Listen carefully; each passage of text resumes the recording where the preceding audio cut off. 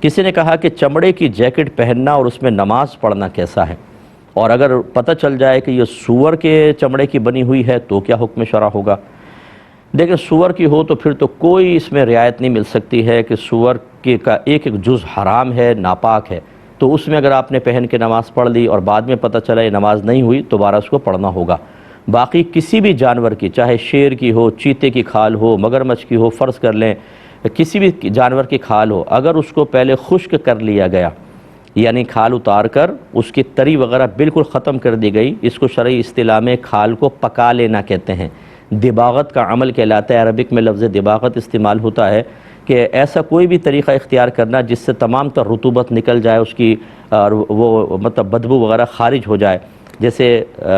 یہ سمندری نمک لگا کر اس کو ڈال دیتے ہیں اور اس میں ساری تری وہ نمک جو ہے وہ نکال لیتا ہے، پھر اس کو خشک کر لیتے ہیں تو بالکل پھر یہ چمڑا استعمال کے قابل ہو جاتا ہے۔ تو اگر ایسا ہے تو دباغت کے بعد ہر جانور کی کھال پاک ہو جاتی ہے، چاہے اس جانور کا کھانا حرام ہو، تو اس میں اگر جیکٹ بنا لی جائے تو بالکل ٹھیک ہے، لیکن سور کی جیکٹ کی بالکل اجازت نہیں ہوگی، جیسے کہ آپ کو عرض کیا۔ مختصر سا بریک لیں گے، انشاءاللہ حاضر ہوتے ہیں تھوڑی دیر کے بعد۔ بسم اللہ الرحمن الرحیم۔ ایک بھائی نے پوچھا کہ ایک شخص نیا نیا نمازی بنا تھا، کچھ ہی عرصے میں اس نے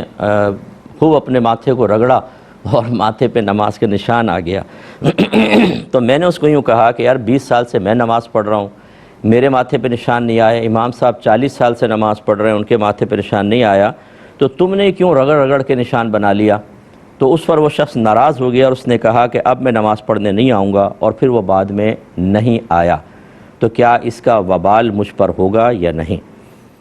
دیکھیں یہ چونکہ معاملہ بین بین ہے، وبال ہو بھی سکتا ہے اور نہیں بھی ہو سکتا، یہ مشیت الہی پر موقوف ہے، کیونکہ جب آپ کی نیت اس کو نماز سے بھگانے کی نہیں تھی، آپ تو یہ کہنا چاہ رہے تھے کہ یار یہ آپ نے جو زبردستی نشان بنانے کی کوشش کی ہے، یہ ہو سکتا ہے ریاکاری ہو اور اس پر آپ کو گناہ ملے، سزا ملے، تو آپ ایسا نہ کریں۔ اب اس کا ناراض ہونا بیجا تھا،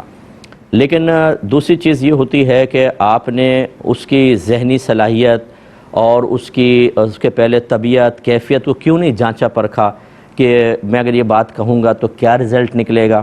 بہت سارے لوگ ایسے ہوتے ہیں جن کو تبلیغ دین کرنی بالکل نہیں آتی، وہ نہیں دیکھتے کہ موقع محل کیا ہے، سامنے والے کی طبیعت کیا ہے، مقتضائے حال کیا ہے، یعنی مجلس اور محفل میں بیٹھے ہیں، یہاں پر بات کہنی چاہیے نہیں کہنی چاہیے، تنہا کہنی چاہیے سب کے سامنے۔ وہ کہتے ہیں میں تو حق بات کہتا ہوں، بھائی حق بات کہنے کے لیے بھی ایک موقع کی مناسبت چاہیے، اس میں پھر وہ ہر طرح کے جملے کہہ دیتے ہیں، سامنے والا بیچارہ بیڈ فیل کر جاتا ہے اور نقصان ہوتا ہے۔ لہذا چونکہ اس میں دونوں پہلو ہیں، آپ اللہ کی بارگاہ میں بہرحال توبہ کریں، اور میرا مشورہ یہ ہے کہ اس کے پاس جا کر آپ عاجزی اختیار کرتے ہوئے، اگرچہ آپ نے غلط نہیں کہا لیکن آپ کہیں گے مجھے دل آزاری ہوئی، میں آپ سے معافی چاہتا ہوں، لیکن آپ آئیے نماز پڑھیں، اور ان کو وہ حدیثیں دکھائیں کہ جس میں ریاکاری کے اوپر آخرت میں سزا بیان کی گئی ہے، اور آپ کہیں کہ میرا مقصد بہت اچھا تھا، دیکھیں اگر آپ ایسا کریں گے تو ایسا ہوگا۔ یہ تو چلیں ایک ایسی چیز تھی کہ اس میں دونوں پہلو نکل رہے تھے، لیکن میں ضمناً اسی سوال کے ضمن میں کچھ لوگوں سے گزارش کرتا ہوں کہ بعض اوقات ایسا ہوتا ہے کہ کسی کو کلمہ کفر کہنے پر مجبور کر دیا جاتا ہے، جیسے مثال کے طور پہ کسی کو سمجھایا کہ یہ سنت ہے آپ اختیار کریں، اس نے سستی کی تو جواب میں فوراً یوں کہہ دیتے ہیں یا تم کافر ہو کہ تم یہ نہیں کر رہے ہو؟ وہ کہتا ہے معاذ اللہ ہاں میں کافر ہوں، تو یہ آپ نے اس کے منہ سے کفر نکلوایا، ایسا کہنے کی ضرورت کیا تھی آپ کو؟ اس پر آپ کا سخت گرفت ہوگی، اور اس میں یہ شخص بھی سخت وبال میں گرفتار ہوگا۔ احتیاطاً اس کو تجدید ایمان، تجدید نکاح کرنا چاہیے، اور اس شخص کو بھی جس طرح ہو سکے راغب کریں۔ دوسری چیز ہوتی ہے کہ قصد و ارادہ کسی گناہ میں مبتلا کرنے کا ہوتا ہے، جیسے اسکولز میں، کالجز میں، یونیورسٹیز میں، اسی طریقے سے سوشل میڈیا پر دوستیاں ہو جاتی ہیں اور گروہ ہوتے ہیں باقاعدہ، یا بعض اوقات انڈیویجولی طور پر دوسرے کو شریف بچہ ہے، شریف بچی ہے، اس کو گناہ کے اندر لگانا، گناہ کا عادی بنا دینا، گندی چیزیں دیکھنا، گندا سننا، گندا بولنا، گندی دوستیاں، خراب قسم کی چیزیں جیسے ڈرگز وغیرہ پرووائڈ کرنا، تو یہ بہت سے لوگ ہوتے ہیں جو اس کام میں لگا دیتے ہیں۔ یاد رکھیں کہ پھر اگر آپ نے کسی کو ترغیبیں دیں، اس کی طبیعت کو گندا کر دیا، اس کے ذہن کو گندا کر دیا، اس کو زنا کی طرف مائل کر دیا، جتنے گناہ کرتا رہے گا اس شخص پر وبال ہے۔ اس وبال سے ہٹنے کا طریقہ یہ ہوتا ہے کہ جتنی محنت اسے گناہ میں لگانے میں کی تھی، اتنی ہی محنت اس سے بلکہ ڈبل محنت اسے گناہ سے ہٹانے میں کرے۔ اگرچہ کابری نے لکھا ہے بالکل کہ اگر یہ پوری دیانتداری سے اللہ کی بارگاہ میں توبہ کر کے پورے اخلاص سے اس کو گناہ سے ہٹانے کی کوشش کرے لیکن وہ باز نہ آئے تو یہ انشاءاللہ آخرت میں بری ذمہ ہوگا کہ اس کے ذمہ یہی تھا۔ پہلی بات تو یہی تھی کہ شیطان کا ساتھی بن کے کسی کو گناہ کی طرف مائل نہ کرو، لیکن کر دیا تھا تو اب اس کے لیے مکلف اسی بات کا تھا کہ اسے گناہ سے بچائیں۔ تو جتنے میرے بچے خاص طور پہ ینگسٹرز مجھے دیکھ رہے ہیں، خدا را پہلی بات تو ہے کہ گناہ انسان کو نہیں کرنا چاہیے، چاہے جلوت میں ہوں سب کے سامنے، چاہے خلوت میں یعنی تنہائی میں ہوں۔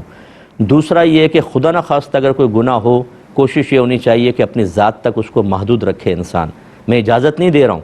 میں نے پہلی وہ بات بولی، اگر خدا نخواستہ ہو تو کم از کم یہ تو آدمی سوچ لے کہ چلو میری ذات کے ساتھ ہے، اس کا حساب میں اللہ کی بارگاہ میں ہی دوں گا۔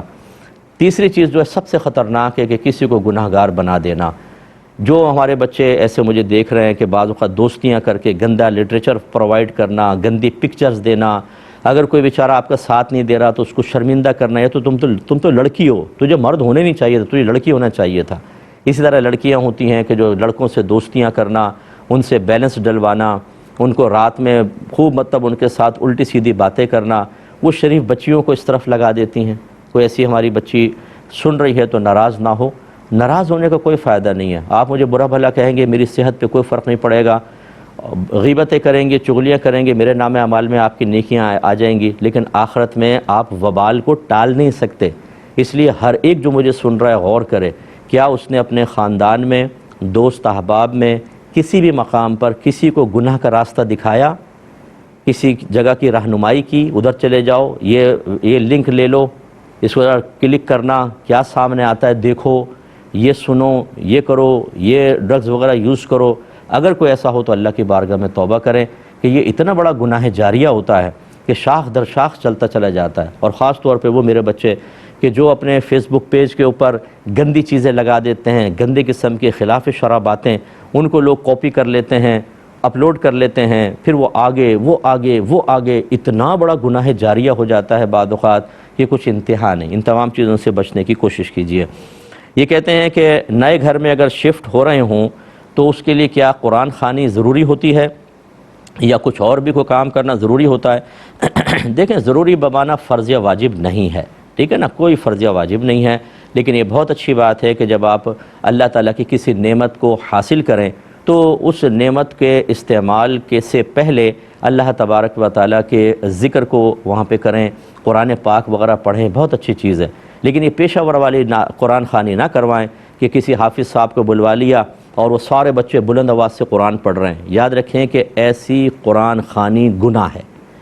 ہاں، اگر وہ آتے ہیں اور اس پہ کوئی اجرت نہیں لیتے، یہ اجرت لینا بھی، قرآن پڑھنے پہ اجرت لینا بھی گناہ ہے، یاد رکھیں طاعت پر اجرت گناہ ہوتا ہے، جبکہ سخت ضرورت نہ ہو، جیسے امام ہیں، استاد ہیں، مؤذن ہیں، خادم ہیں، کہ اگر ان کو اجرت پہ نہ رکھا جائے، ان کو اجرت نہ دی جائے، سیلری نہ دی جائے تو یقینی سی بات ہے دوسرے کام بھی کریں گے اپنے گھر چلانے کے لیے، تو پتہ چلا کہ یہ حافظ صاحب تو وہاں بیٹھے ہوئے ہیں دکان کے اوپر، یہاں اذان کی ضرورت ہے۔ اس وجہ سے چونکہ کار دین صحیح طریقے سے ادا نہ ہو پاتا تو فقہا نے بعض چیزوں میں طاعت پر اجرت لینے کو جائز قرار دے دیا، لیکن حقیقتاً اور اصلاً کسی بھی نیکی پر اجرت لینا گناہ ہوتا ہے۔ تو یہ قرآن خوانی پر اجرت لینا گناہ ہے، یاد رکھیں۔ اس لیے حافظ صاحب کو پہلے کہہ دیں آپ تشریف لائیں، قرآن پڑھیں، ہم آپ کو کچھ بھی نہیں دیں گے، صراحتاً کہہ دیں۔ پھر بعد میں آپ چاہے کچھ دینا چاہیں کوئی الگ بات ہے، وہ کوئی مسئلہ نہیں ہے، اور آ کے سب بالکل آہستہ آہستہ پڑھیں۔ یہ جو حافظ صاحب ہوتے ہیں بعض اوقات زور سے پڑھو، زور سے پڑھو، وہ بچے چیخ چیخ کے پڑھ رہے ہوتے ہیں، جیسے مدرسے میں تو چل جاتا ہے، وہ تعلیم و تعلم ہے، میں قرآن خوانی کی بات کہہ رہا ہوں، ایسا نہیں کر سکتے ہیں، وہاں پہ سب آہستہ آہستہ پڑھیں کہ بس اپنے کان تک آواز آئے، پھر آپ کریں، ورنہ نہ بلائیں کسی کو، آپ خود قرآن پاک کھولیں اور کچھ حصہ قرآن پاک کا پڑھ کر دعا کریں کہ اللہ تعالیٰ اس گھر میں برکت عطا فرما، بالکل برکت حاصل ہو جائے گی۔ یہ کہتے ہیں کہ اگر کسی بہن کی ڈیلیوری کا آخری وقت آ جائے تو ایسی صورت میں اس بہن کو کیا پڑھنا چاہیے اور کیا عمل کریں کہ اولاد نیک ہو؟ دیکھیں، یا سلاموں کا ورد رکھنا بہت اچھا ہے، درود پاک بھی پڑھ سکتی ہیں، وہ ورد رکھیں کیونکہ اس وقت رحمتیں برکتیں نازل ہوتی ہیں اور اللہ تعالیٰ آسانی عطا فرمائے گا۔ نیک اولاد کے لیے ایسا نہیں ہے کہ آپ کچھ بھی کرتے رہیں اور ڈیلیوری کے وقت بس کچھ پڑھ لیں تو بچہ نیک پیدا ہو جائے گا، ایسا نہیں ہوتا۔ اس کے لیے پہلے تو ماں باپ کو خود رزق حلال کھانا ہوتا ہے، اگر اندر حرام ہوگا، اسی سے آپ کا جسمانی جز بنتے ہیں، اسی سے بچہ پیدا ہوتا ہے، تو وہ حرام جو غذا کھائی ہوتی ہے اس کا اثر بچے میں آئے گا اور بچہ شروع سے ہی نافرمان اور اللہ تبارک و تعالیٰ کی اطاعت سے دور بھاگنے والا اور گناہوں کی رغبت رکھنے والا ہوگا، اس لیے رزق حلال بہت ضروری ہوتا ہے۔ دوسرا پھر علم دین سیکھنا تاکہ شریعت کے تقاضے کے مطابق عمل کریں۔ جو ماں باپ گناہ کرتے ہیں،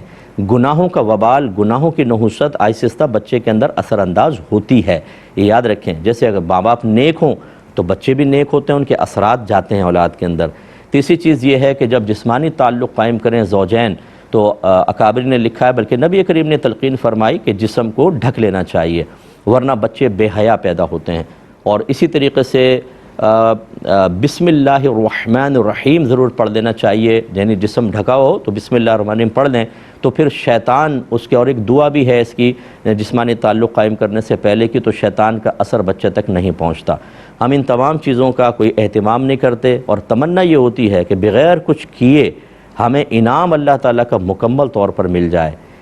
تمنا بہت اچھی ہے، اس کا انکار نہیں ہے، لیکن آپ خود سوچ سکتے ہیں اگر آپ کو ڈیفنس میں گھر بنانا ہو، کروڑ پتی بننا ہو، آپ کو بہنوں کو زیور لینا ہو، تو خالی بیٹھ کر تمنا کرنے سے تو نہیں ہوتا نا، کوشش کرنی پڑتی ہے، تب کہیں جا کر کچھ ہوتا ہے۔ ایسے ہمارا مذہب اسلام نے ہمیں تعلیمات دے دی ہیں، ان تعلیمات سے ہم استفادہ نہ کریں اور پھر چاہیں کہ اولاد نیک ہو جائے۔ ہو سکتی ہے اولاد پھر بھی نیک ہو سکتی ہے، کوئی میں حکم نہیں لگا رہا ہوں، اللہ کی مرضی۔ اللہ تعالیٰ بچے کو کسی ایسے لوگوں سے ملوا دے کہ ماں باپ بعض اوقات نیک نہیں ہوتے، نہ تربیت کرتے ہیں، نہ دین سکھاتے ہیں، لیکن بچہ ایسے لوگوں کے درمیان چلا جاتا ہے جن سے دین سیکھ لیتا ہے، نیک پرہیزگار بن جاتا ہے۔ اس میں بہرحال ماں باپ کا کوئی کمال نہیں ہوتا، یہ بھی پاسبل ہے، لیکن اکثر میں نے یہ دیکھا ہے، میرے 34 سالہ جو تبلیغ دین کی میری زندگی ہے، کہ جب ماں باپ کیئر نہیں کرتے ہیں، خود سنجیدہ نہیں ہوتے ہیں، تو بچے عموماً نیک نہیں بنتے ہیں بلکہ وبال جان بن رہے ہوتے ہیں، اس لیے تھوڑا سا خیال رکھیں۔ ایک بھائی نے فرمایا کہ قبضہ کر کے راستے کو چھوٹا کر دینا کیسا ہے؟ دیکھیں اگر وہ راستہ ایسا ہے کہ اس پہ لوگوں کا آنا جانا ہے بہت زیادہ، تو پھر یہ قبضہ کر کے راستہ چھوٹا کرنا گناہ ہے، کہ یہ دوسرے کے حق کو سلب کرنا ہے۔ اور بعض اوقات ایسا ہوتا ہے کہ ایسے راستے ہوتے ہیں کہ سنسان ہوتے ہیں، اس پہ کوئی آنا جانا ہی نہیں ہے، اس میں اگر تھوڑا بہت آدمی کوئی کیاری وغیرہ آگے بنا لی، چبوتر آگے بنا لیا کہ کسی کو تکلیف نہیں ہو رہی، کسی کو اذیت نہیں ہو رہی، تو پھر بالکل ٹھیک ہے، وہ کر سکتا ہے۔ اصل یہ ہے کہ آپ کسی کے لیے باعث اذیت اور تکلیف نہ بنیں۔